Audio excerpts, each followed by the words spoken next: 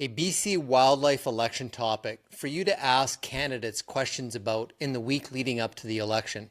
Over the last several decades, British Columbia has been exhibiting a pattern of reducing habitat management, particularly the use of prescribed fire. Over the last 10 to 12,000 years since the last ice age, fire has become an integral part of the ecosystems in BC. And through evolution, all of the flora and fauna in BC are either adapted to or dependent on fire for some part of their life cycle. Prescribed fire is critical in British Columbia for taking care of wildlife habitat and biodiversity. In the bottom graph here, the red line is the amount of money invested in taking care of wildlife habitat. It peaked around 1986, 1987. In the graph above, the green triangle area represents the amount of wildlife habitat that was burned through prescribed fire. It peaked around 1986-87. Then, over the successive decades, government started defunding habitat management,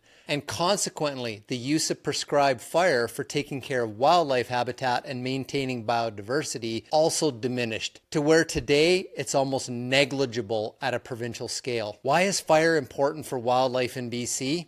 Fire creates diverse landscapes. Fire improves plant nutrition for wildlife. And improved plant nutrition means that females are more fit, they have higher offspring production, and juvenile survival is higher. Governments haven't been taking care of wildlife habitat over the last several decades. So who has been? Hunters have been, particularly the Wild Sheep Society of BC and the North Peace Rod and Gun Club.